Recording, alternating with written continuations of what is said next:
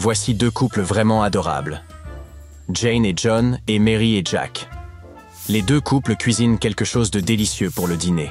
Trop mignon. Mais attention, l'une des dames est en danger. Laquelle ?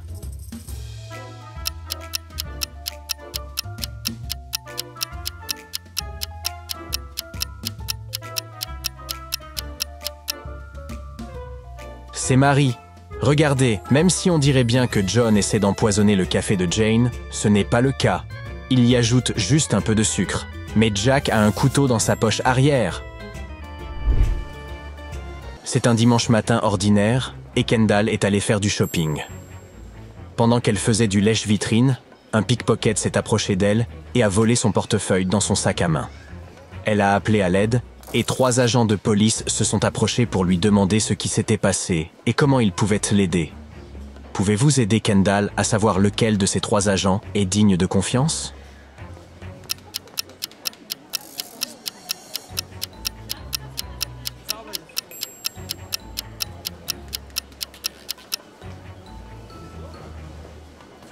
Regardez attentivement les agents.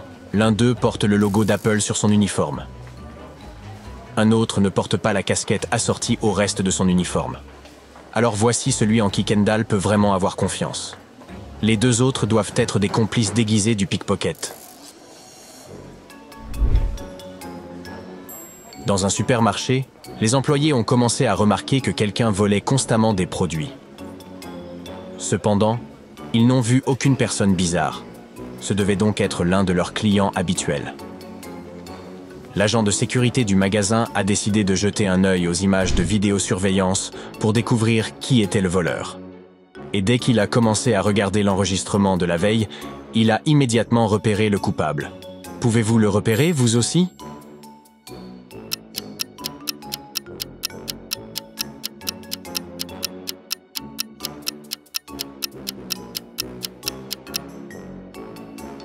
Regardez, il y a 3 clients sur la vidéo. Une femme, un adolescent et une dame âgée. Au début, tout semble normal. Mais au bout de quelques minutes, la femme semble soudain être enceinte. C'est impossible. Elle cache certainement quelque chose qu'elle a volé sous son pull. C'était une réunion entre amis. Les gens s'amusaient. Ils mangeaient des plats succulents que Suzy, l'hôtesse de la fête, avait préparés pour eux.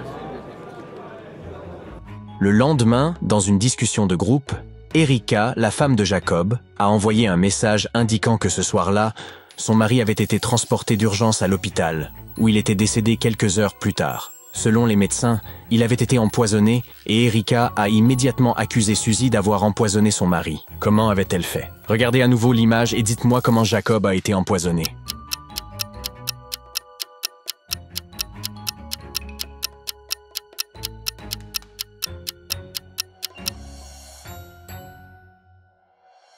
Jacob était le seul à avoir bu de l'eau plate ce soir-là. Regardez, tous les autres buvaient du thé et personne n'a eu de problème après le dîner. Cela signifie que l'eau dans la carafe était empoisonnée. Polly et Molly descendaient en une avenue lorsqu'elles décidèrent de s'asseoir dans un café pour boire un cappuccino. À peine s'étaient-elles installées pour déguster leur boisson que Polly murmura à l'oreille de Molly « Il faut qu'on s'en aille. Cet homme à côté de nous s'est échappé de prison. On ne peut pas rester. C'est trop dangereux. Comment a-t-elle perçu le danger ?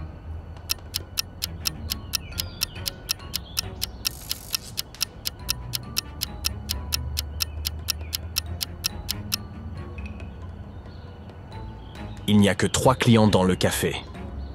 Ces 2 hommes semblent parfaitement normaux. Mais celui-ci essaie de cacher ses menottes sous ses longues manches. Annabelle, la plus grande actrice du monde, se réveilla dans un hôpital. Elle ne se souvenait de rien à part de son nom. Elle ne savait pas où elle vivait, où elle travaillait, ou même avec qui elle vivait. Une chose dont elle était sûre, c'est qu'elle était mariée. Il y avait une bague avec un énorme diamant à son annulaire. Quelques heures après son réveil, 2 hommes arrivèrent dans sa chambre, Ryan et Jeff. Ryan était un jeune homme séduisant, et Jeff, disons simplement qu'il était assez âgé pour être son grand-père. Tous les 2 prétendaient qu'elle était sa femme. Qui est le vrai mari?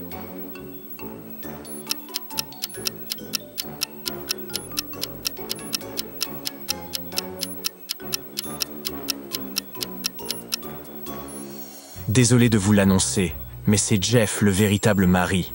Oui, Ryan a un tatouage qui dit Annabelle, mais c'est Jeff qui porte une alliance. Ryan doit être l'un de ses fans, et il cherche à profiter de la situation. Eric et Hugues se rendaient à la fête de retrouvailles de leur lycée. Cela faisait 10 ans qu'ils avaient obtenu leur diplôme. Et tous deux voulaient impressionner leur amourette d'adolescence, Mary. Ils savaient que Mary était une fille plutôt matérialiste. Alors ils avaient le besoin de montrer qu'ils étaient devenus riches. Peut-être que de cette façon, elle les remarquerait enfin et accepterait même un rendez-vous. Mais voilà le hic. Un seul d'entre eux était réellement devenu riche. L'autre faisait juste semblant d'avoir de l'argent. De qui s'agissait-il ?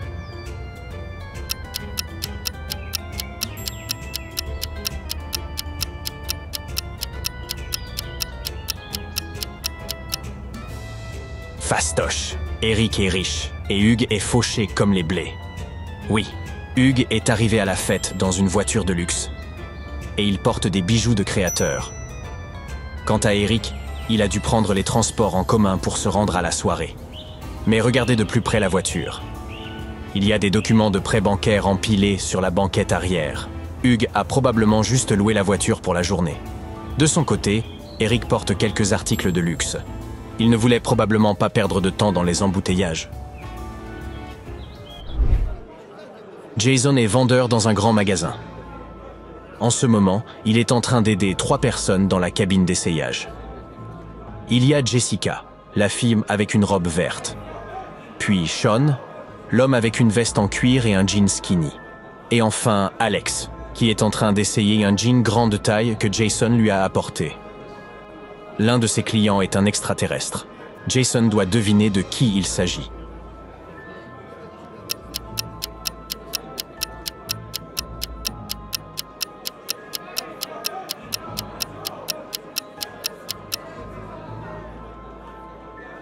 C'est Alex. Regardez ses pieds de plus près. Seul un reptile ou un extraterrestre peut avoir de telles pattes. Mary marchait dans les bois quand, soudain, elle aperçut un château vraiment somptueux. Il se faisait tard et elle pensa qu'elle pourrait peut-être demander à y passer la nuit. C'était le château d'un troll maléfique et il n'aimait pas vraiment les intrus. Mary fut capturée et enfermée dans une pièce sombre, surveillée par 2 gardes. Cependant, le troll lui donna une chance de s'échapper. Il y avait 2 portes dans la pièce. Une porte menait à la liberté, l'autre était verrouillée. Les gardes savaient quelle porte menait à la liberté. L'un des gardes disait toujours la vérité, l'autre mentait toujours, et Mary ne savait pas qui était qui. Elle pouvait poser une seule question à un garde. Quelle question devait-elle poser ?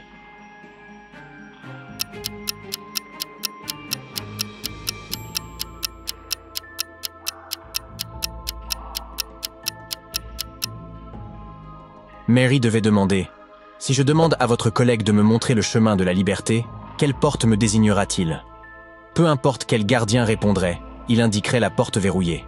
Celui qui mentait toujours pointerait délibérément vers la mauvaise porte. Et celui qui disait toujours la vérité en ferait de même, car c'est bien la porte que choisirait le menteur. De cette manière, Mary pouvait identifier la mauvaise porte et choisir l'autre. Jane faisait une randonnée en Afrique lorsqu'elle décida de traverser un pont pour admirer la vue. Quand elle se trouva au milieu du pont, elle entendit quelque chose bouger derrière elle. Elle se retourna et vit un énorme lion affamé. Elle se tourna de l'autre côté. Il y avait d'énormes serpents. L'eau, à sa gauche, était remplie de piranhas affamés. Où devait-elle aller ?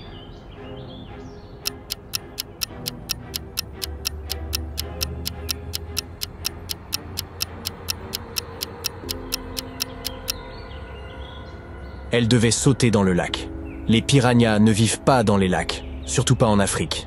Ils vivent en Amérique du Sud. Regardez de plus près, ces poissons sont tout à fait inoffensifs. Un homme se réveilla dans un endroit où il n'avait jamais été auparavant. Il se précipita vers la sortie et vit 2 portes. Lorsqu'il ouvrit la première porte, il constata que le couloir était fait de verre grossissant. Le soleil brûlant grillait quiconque osait y entrer. Derrière la seconde porte, un énorme dragon cracheur de feu dormait. mais quiconque entrait dans ce couloir risquait de le réveiller. Comment notre ami pouvait-il s'échapper en toute sécurité?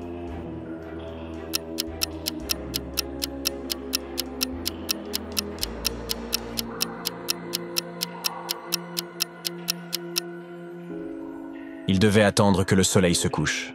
Dès la nuit tombée, il pourrait sortir de cet endroit. Maria habite à Paris.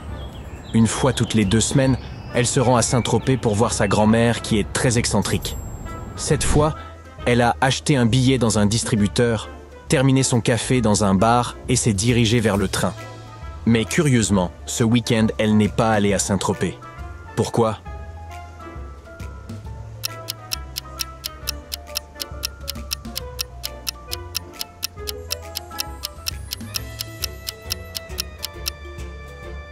Elle a acheté le mauvais billet. Il indique Saint-Tropez-Paris.